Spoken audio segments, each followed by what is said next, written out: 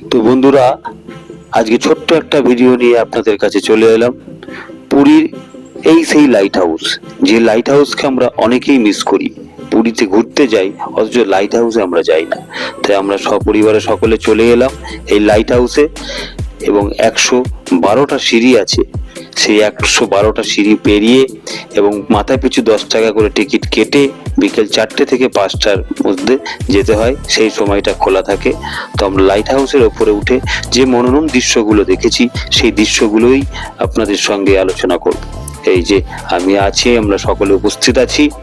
এবং এই লাইট হাউসে পুরীতে এসে যদি না ওঠা হয়, তো একটা অবিস্মরণীয় দৃশ্য মিস হয়ে যাবে। দেখুন কত কিছু সুন্দর, পুরো পুরী অনেকটা দৃশ্য দেখা যায়। আমরা যে হোটেলে উপস্থিত ছিলাম, ওই সেই হোটেল। এবং এছাড়াও এখান থেকে পুরীর জগন্নাথ দেবের মন্দিরও দর্শন করা যায়। মন্দিরের চূড়াটাও এখান থেকে দেখা যায়। এই যে মন্দির দেখতে পাচ্ছেন, ওই যে মন্দিরটা রয়েছে, সেই মন্দিরও আমরা লাইট হাউস থেকে দেখতে পারি। এই লাইট হাউসে উঠলে পুরী শহরের অনেকটা দৃশ্য আমরা এখান থেকে অনুভব করতে পারি। এছাড়া যে পুরী সমুদ্রের যে সি বিচটা, সেইটা আমরা অনুভব করতে পারি। এই দেখুন,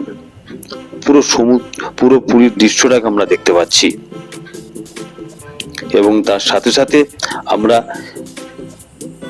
পুরীর সমুদ্রের যে জলধারা, যে জলস্রোত, যে ঢেউ, সেই ঢেউয়ে আছড়ে পড়া দৃশ্য আমরা কি সুন্দর উপলব্ধি করতে পারছি। এবং মেরিন ড্রাইভের রাস্তা দিয়ে, নিউ মেরিন ড্রাইভের রাস্তার উপরে যে লাইট হাউসটা অবস্থিত, তার উপরে উঠে আমরা যে গাড়িগুলো মনে হচ্ছে স্লো মোশনে যাচ্ছে। দেখুন কেমন ধীরে ধীরে ধীরে ধীরে চলছে। তাই অবশ্যই পুরীতে আসলে লাইট হাউসে আসবেনই। আমরা অনেকেই মিস করে যাই। তো চলুন, লাইট হাউস আমাদের ভিজিট হয়ে যাবার পরে আমরা চলে এসেছি আমার 2 ছেলেকে নিয়ে সি বিচের সামনে। সেখানে বললো, বাবা আমরা একটু ঘোরাতে চড়বো।